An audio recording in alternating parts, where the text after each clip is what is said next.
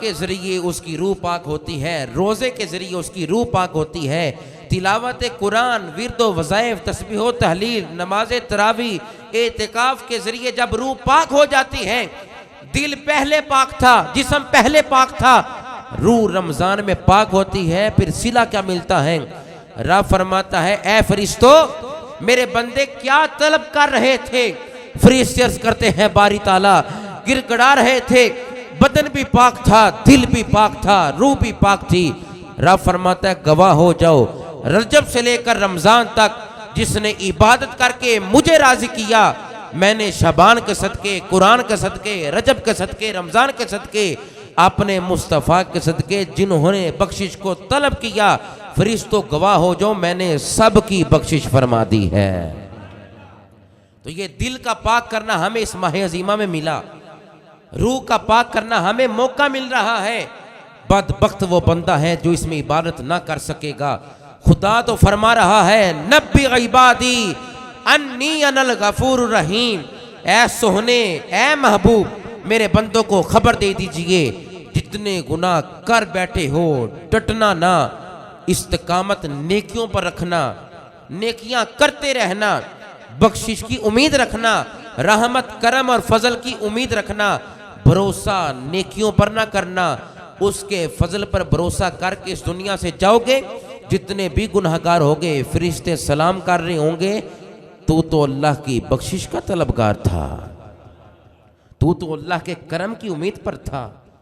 وہ سوچتا ہے میں گناہگار ہوں، وہ سوچتا ہے میری بخشش نہیں ہونی، مگر خدا تو 70 ماؤں سے زیادہ پیار کرتا ہے۔ خدا چاہے اعمال کو قبول ہی نہ کرے، وہ خدا چاہے تو اپنے فضل سے جنت میں بھیج دے۔ تو فرمایا نبی عبادی انی انا الغفور الرحیم، میرے بندوں کو بتاؤ میں بڑا ہی کریم ہوں، میں بڑا ہی رحیم ہوں۔ تو لہٰذا مشکاۃ شریف کی حدیث مبارکہ نبی علیہ السلام نے ارشاد فرمایا کہ اگر بندہ مومن جان لے کہ اس کی سزا کتنی سخت ہے، کیونکہ آگے فرمایا وَأَنَّ عَذَابِي هُوَ الْعَذَابُ الْعَلِيمُ، اپنی بخشش کے ساتھ، اپنے کرم کے ساتھ، اپنی رحمت کے ساتھ اس نے عذاب کا بھی تذکرہ کیا ہے۔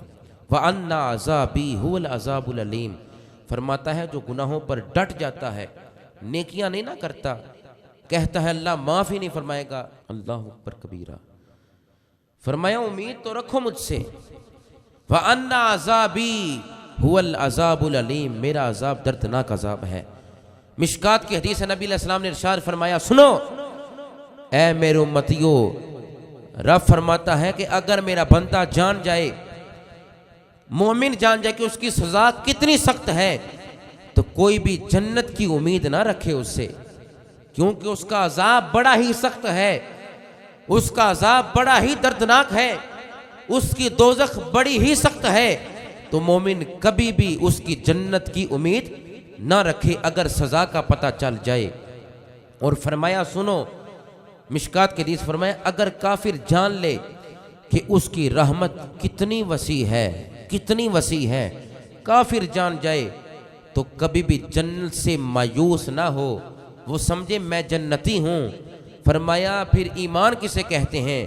الایمان بین الخوف والرجاء، ایمان اسی چیز کا نام ہے، خوف اور امید کی درمیانی کیفیت کو ہی ایمان کہا جاتا ہے۔ امید اگر بندہ رکھے بخشش کی تو رب فرماتا ہے پھر ہی مومن کو بخشوں گا، پھر ہی کرم فرماؤں گا۔ سنو مومنو، الایمان بین الخوف والرجاء، امید رکھنا اور جہنم سے ڈرتے رہنا، اس کا خوف رکھنا، امید جنت کی، جہنم سے خوف، امید اور خوف کے درمیانی کیفیت کو ہی ایمان کہا جاتا ہے۔ اب سنیے، حضرت فقی ابو لیث فرماتے ہیں نبی عبادی انی الغفور الرحیم پر عرض کر رہا ہوں، خدا فرماتا ہے اپنے امتیوں کو، میرے بندوں کو خبر دے دیجئے کہ میں بڑا ہی بخشنہار ہوں۔ زمین کے برابر بھی گناہ کیے ہیں تو بخشش تو اس نے کرنی ہے، آسمان کے برابر بھی گناہ کیے ہیں تو بخشش کا طلبگار کون ہے؟ بندہ مومن ہے۔ اور بخشتا کون ہے؟ خدا ہے۔ نیکیاں کون کرتا ہے؟ انسان۔ گناہ کون کرتا ہے؟ انسان۔ خدا کو پتہ ہے مصطفیٰ کی امت ہے کمزور، فرمایا کمزور امت ہو، عمر تھوڑی ہے، آئے آخر پر ہو، جب حضور کے صدقے سے بڑے بڑے گناہوں کی معافی مانگو گے نا، सोने के सदके मैं तुम्हें माफ़ फरमा दूंगा। हमारी बख्शिश मुस्तफ़ा के सदके होनी है, हम पर करम हजूर के सदके से होना है, हम पर लुत्फ़ो करम रहमत की अनायत, हमारे लिए जन्नत का रास्ता आसान हजूर के सदके से होना है। इसीलिए फरमाया नब्बी इबादी अन्नी अनल गफूर रहीम, ऐ सोहने सुन ले, तेरे उम्मती जितने भी गुनाहगार हैं, स्याहकार हैं, बदकार हैं, उम्र थोड़ी है, गुनाह ज्यादा है, आसमान के बराबर हो जाएं, जमीनों के बराबर करके मेरी बारगाह की तरफ रजू कर लें, तेरे सदके से माफ़ी के तलबगार होंगे ना, ऐ सोहने बख्शिश मुझसे तलब करेंगे, ज़रूर भी ज़रूर बख्शनहार वो अपने खुदा को पाएंगे। ऐसा ना हो बंदा गुनाह करके गुनाह पर डट जाए। वो फरमाता है अनल गफूर रहीम, मैं ही मुआफ़ फरमाने वाला हूँ, मेरे अलावा किस दरवाज़े पर जाओगे? वो खुदा है जो नेकियों का सिला देता है, वो खुदा है जिसने तुम्हें बख्शना है। नेकियों पर भरोसा ना करना, नेकियां ज़रूर करनी हैं, अमाल ज़रूर करने हैं, भरोसा उसके करम पर करना और उसके फजल पर रखना। हज़रत फ़क़ीह अबू लैस फरमाते हैं अल्लाह के खौफ और बंदे मोमिन की जो तबीयत है उससे तौबा का इजहार कैसे पता चलेगा?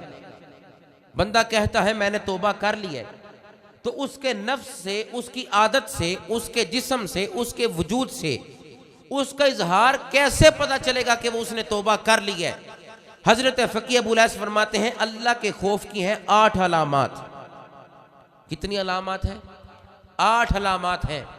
जो अपने दिल में खौफ खुदा को जगह दे देता है ना, माह शबान में अल्लाह से डर जाता है, नमाजें अपनी 5 पूरी करता है, उसके जिस्म से ये 8 हालतें ज़ाहिर होती हैं, उसके वजूद से 8 हालतें ज़ाहिर होती हैं। अब मुहासबा नफ्स सोचिए, मैं भी और आप भी कि हमने कितनी अल्लाह को राज़ी किया, कितना हमने उस पर भरोसा किया। हमें भरोसा उस पर नहीं है। जब मोमिन का भरोसा अल्लाह की ज़ात पर हो जाएगा ना, फिर अल्लाह रब्बुल इज़्ज़त अपने उस बंदे की बख्शिश फरमा देगा। हमारा भरोसा किस पर है? हम नेकियां करते हैं तो पूरे वसूख से नहीं करते, हम जन्नत की उम्मीद रखते हैं, पूरे वसूख से नहीं रखते। अल्लाह रब्बुल इज़्ज़त बंदे की बख्शिश तब ही फरमाता है, बंदे पर करम तब ही फरमाता है जब वो अपनी हालत को तब्दील करता है। जब हमारा कंसेप्ट ही नहीं होगा बख्शिश का, तो खुदा कैसे बख्शेगा? नब्बी इबादी अन्नी अनल गफूर रहीम कुरान में चमक रहा है। अगर किसी बंदे ने गुनाह कर लिए, उसके बाद उसने तौबा की, तो कैसे पता चलेगा ये सच्ची तौबा वाला है? सैयदना फारूक आज़म फरमाते हैं तौबतन नसूहा ये है गुनाह करने के बाद बंदा नेकी करे और नेकी के बाद गुनाह की तरफ ना लौटे, कभी भी ना लौटे। जिस तरह थनों से दूध बाहर आ जाता है वापस नहीं जाता, बंदा इस तरह नेकी के बाद गुनाह की तरफ ना जाए। फिर है तौबतन नसूहा। मगर शाबान और रमज़ान हमें दरस क्या दे रहे हैं? हम अपने दिल को पाक करें, नफ्स को पाक करें, बदन को पाक करें, रूह को पाक करें, हसद, कीना, बुग़्ज़, दावा दिल से निकाल दें। होगा क्या? फिर ऐसी जगह से रिज़्क़ आएगा जहाँ से हमारा वहम व गुमान भी नहीं है। आज हम परेशान हैं रिज़्क़ की वजह से, मगर सुनो व अन्ना अज़ाबी हुवल अज़ाबुल अलीम, उसका अज़ाब बड़ा ही दर्दनाक है। फ़क़ीह अबू लैस फरमाते हैं 8 आदतें जिसके जिस्म से ज़हूर होना, ज़ाहिर हों, वाज़े हो जाएं, समझो उसने तौबा कर रखी है। पूछा कौन सी? फरमाया सबसे पहले कि वो हर अमल अल्लाह की रज़ा के लिए करने वाला हो। फिर उस बंदे ने तौबा की है, दुनिया को दिखाने के लिए नहीं। ऐसा बंदा गुनाहगार जिसने तौबा की है, उसका हर अमल अगर तो रिज़ाए इलाही के मुताबिक है, फिर समझो उसने तौबतन नसूहा की है। दूसरी फरमाया अपनी ज़ुबान को संभाल कर चलाए, कभी भी इससे नज़ेबा गुफ्तगू ना करे, कलेमात सादिर नज़ेबा ना करे, फिर उसने सच्ची तौबा की है। फरमाया पेट, अपने पेट को हराम से महफूज रखे, हलाल खाए, फिर उसने सच्ची तौबा की है। फरमाया आँख, अपनी आँख से गैर महरम को ना देखे, या रब का कुरान देखे या मुस्तफ़ा का फरमान देखे, फिर उसने सच्ची तौबा की है। फरमाया वो गुनाहगार शख्स अपने हाथों को महफूज रखे, इन हाथों से बदकारी ना करे, या रब का कुरान पढ़े या हजूर का फरमान पढ़े, फिर उसने सच्ची तौबा की है। हजरत फ़क़ीह अबू लैस फरमाते हैं कदम उठाए تو رب کے قرآن کی طرف قدم اٹھائے، اسلام کی طرف، مسجد کی طرف، پھر اس نے سچی توبہ کی ہے۔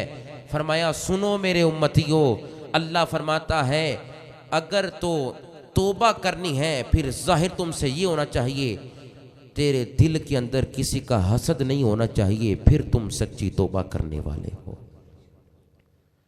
اب یہ 8 عادتیں ہیں، دیکھیں کہ ہم توبہ کر کے کیا حرام تو نہیں کھا رہے۔ لوگوں کو سوچنا چاہیے ہم توبہ کر کے کیا غیر محرم کو تو نہیں دیکھ رہے، کیا توبہ کر کے ہمارا ہر امر رضائی الہی کے لیے ہے کہ نہیں، توبہ کر کے ہمارا دل حسد سے پاک ہے کہ نہیں۔ اگر تو ان 8 عادتوں میں سے اس کے اندر یہ ساری 8 کی 8 پائی جاتی ہیں، پھر اللہ اسے نیکیوں کا صلہ دے گا، اس کے گناہوں کو معاف ہی نہیں کرے گا بلکہ اس کے گناہوں کو نیکیوں میں تبدیل کر کے اس بندے کو جنت کا حقدار بنا دے گا۔